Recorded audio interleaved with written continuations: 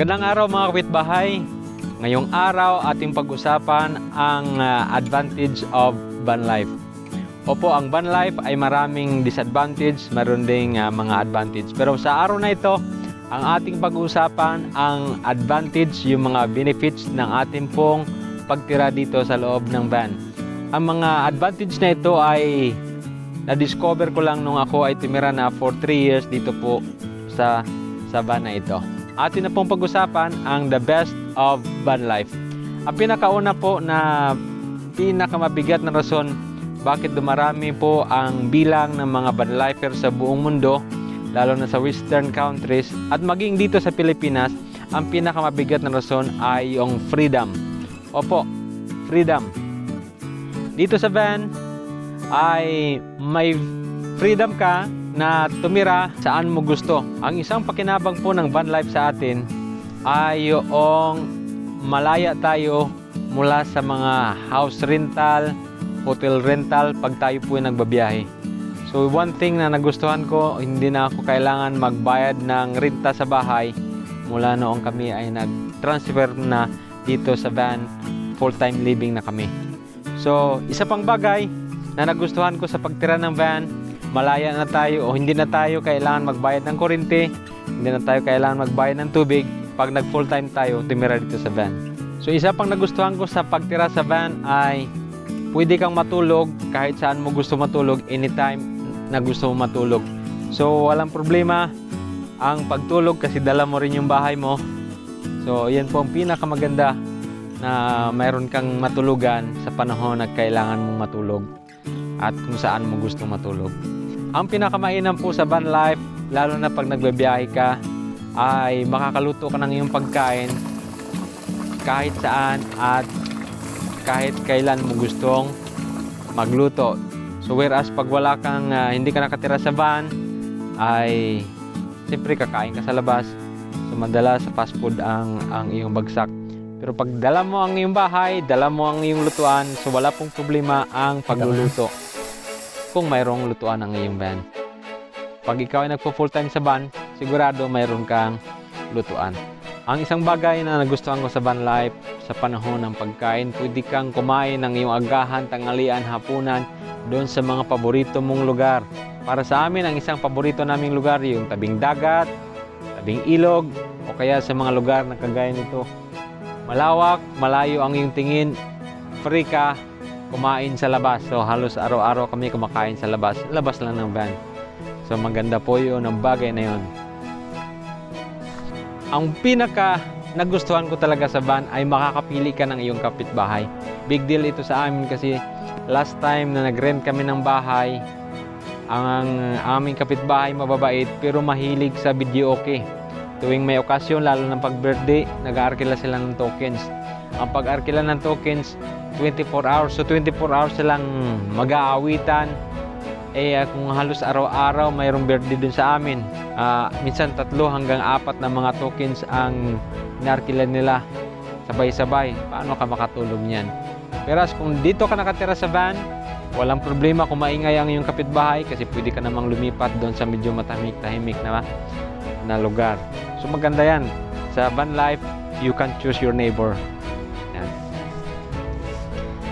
Ang kagandahan po ng van life ay dito sa van life, wala pong burnout. Opo, wala pong blackout ang pagtira dito sa van sapagkat ang power mo galing dito sa solar panel. So walang problema ang burnout. Pero kung hindi ka maingat, ang problema mo, lubat. Yan. So dapat ma-monitor mo yung iyong mga appliances, yung gamit mo ng iyong battery.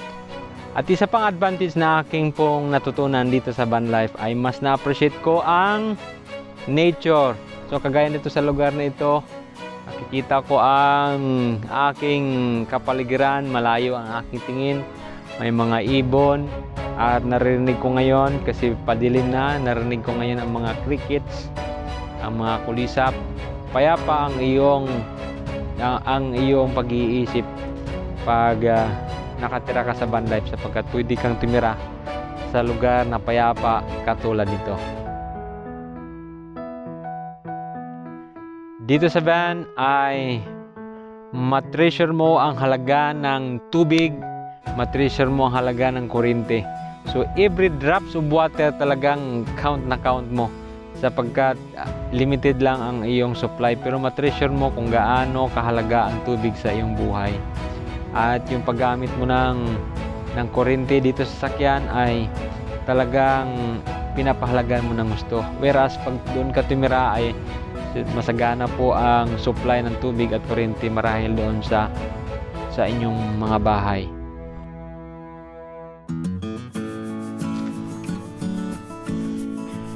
Sa van life, matutunan mo ang pagiging minimalist. Ibig sabihin, matutunan mo na kaunti lang pala ang mga bagay na kailangan mo sa buhay. Hindi mo kailangan bumili ng kung ano-anong mga gamit na hindi naman masyadong kailangan. Pag tumira ka sa van, ay limited lang ang storage. So, pinapahalagan mo yung pinaka-essential lang ang iyong dadalhin dito. Isa pang mahalaga na natuklasan ko dito sa van life, nakakatipid pala ito ng fuel. Opo, nakakatipid po ng fuel ang pagtira sa van, sapagkat nung hindi pa kami tumira, lalo pag yung mga activities na umaabot ng 1 week, minsan pagpunta ko dun sa lugar na yon, pagkahapon o pag kinagabihan, uwi pa ako sa bahay. Tapos pagka umaga, sa kinabukasan, babalik naman ulit dun sa lugar, palagari lang ang biyahe. Whereas ngayon na nakatira na ako sa van, pagdala ko ng aking bahay, sasakyan doon sa lugar, uwi ako o alis ako doon sa lugar na yun, tapos na. Sa sunod naman ng mga panahon, sunod naman ng buwan ang aking balik doon pag kinakailangan bumalik. At tuklasan ko po sa pagtira ko dito sa loob ng van for 3 years, medyo gumaan po ang aking trabaho, sapagkat hindi na kailangan na babalik-balik ko, lalo pag sa office work o computer work, kailangan mag-print. So hindi na masyadong pabalik-balik pag kailangan ng tao ng certificate, for example, ay mape-print out ka agad kahit walang kuryente, kasi meron namang power dito sa loob ng sasakyan. So marami pong benepisyo ang van life para sa akin. Katulad nga lang yung work-related na mga issue. Kasi noon, pag nagbabiyahe kami ni Mrs., matagal kami makaalis, sapagkat iwan ko ba, pag babae siguro, karamihan ng mga babae, bago umalis sa bahay, marami pang seremonya. Ngayon, hindi na problema yon, kahit kasi pwede kaming umalis anytime na gusto naming umalis, kahit nga madaling araw o kaya sa gabi, nagbabiyahe kami, naglalakbay kami. Natutulog ang aking mag-ina dito sa likod habang doon ako sa harap nagdadrive.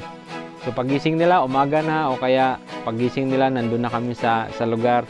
Hindi na sa amin problema yung magmamadali. Isang bagay pa ang nagustuhan ko sa advantage ng pagtira sa van ay natutunan ko na ako pala ay pilgrims lang dito sa mundo. Na ako po ay hindi tagalupa. Yan.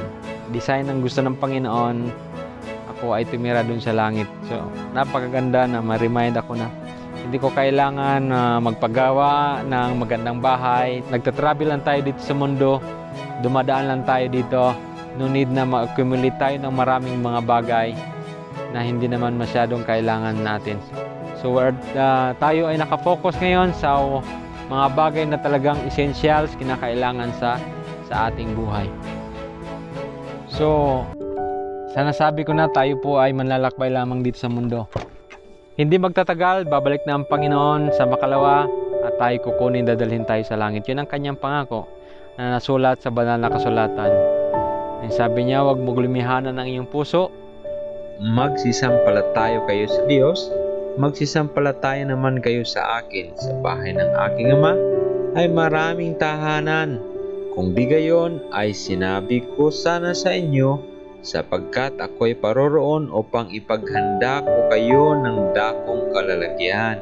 At kung ako'y pumaroon at kayo'y maipaghanda ng kalalagyan, ay muling paririto ako at kayo'y tatanggapin ko sa aking sarili, upang kung saan ako naroroon, kayo naman ay dumoon. So pagpunta natin doon ay nakahanda na ang ating dako na pagpapahingahan. At bago tayo magtapos, akin munang pinapasalamatan ang ating masugid na tagapagsubaybay sa ating channel. Hindi ko napapanggitin kung sino kayo, pero salamat sa t-shirt na inyong pinadala. Nagustuhan ko, fit sa akin. At para po doon sa ating mga masugid na tagapagsubaybay, hindi po kompleto ang impormasyon ninyo tungkol sa van life ko. Nakatingin lang po kayo sa positive side.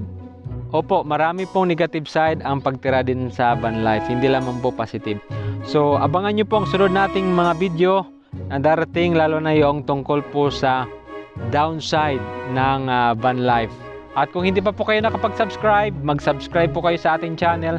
At kung nagustuhan nyo ang ating content ngayon, mag-like lang po kayo o kaya share sa inyong mga friends. Salamat po.